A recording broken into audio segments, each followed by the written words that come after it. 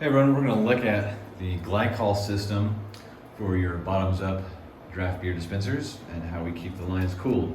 So I've got the cover off here. This is our glycol chiller. This is a little larger unit than what we usually use because there are actually two pumps here. We've got multiple chases and trunk lines we're working with.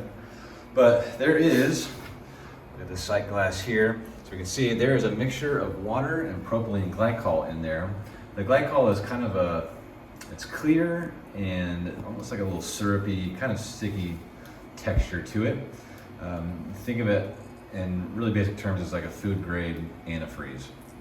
So our chiller here has this reservoir at this bung right there. We look inside, there's about 11.5 gallons of liquid. It's a 60-40 mix of water and glycol.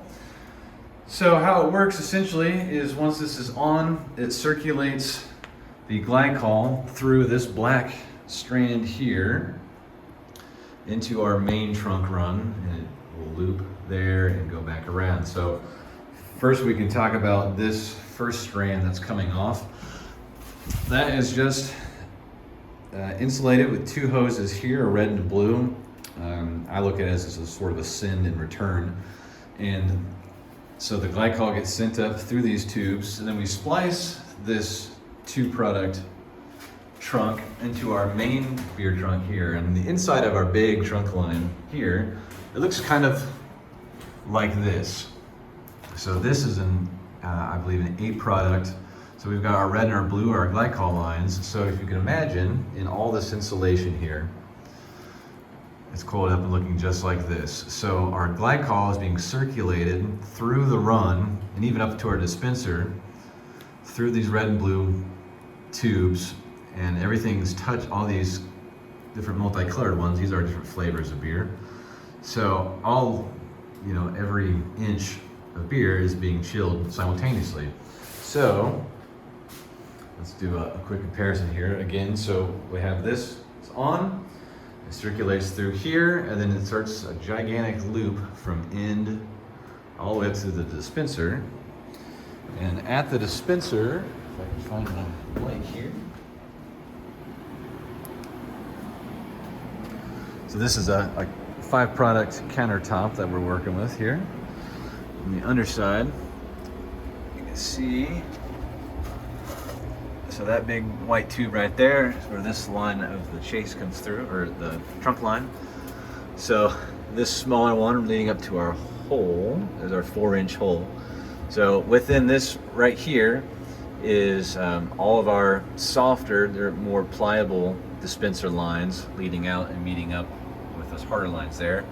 But still we hook up so that glycol is still coming up through here and through the bottom of the dispenser. So glycol is circulating, left to right, right to left, doesn't really matter, but it's touching every valve. So pretty much every step of the way, with the exception of, say, in your walk-in cooler here, you're gonna have a little bit of length that's just, cooled from the cool room.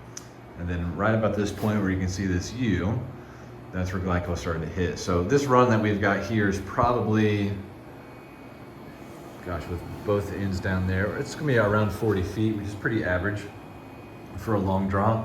And so 40 feet, and there's roughly not quite an ounce per foot of this line here. So if you want to do that math, it's less than 40 ounces, but you're getting a lot of chilling surface going on with that. And so with your Micromatic chiller taped onto it, using every pump, there's this little blue black piece is a pump key. So the connection between the actual the motor and the pump is going to be in this little spot right here.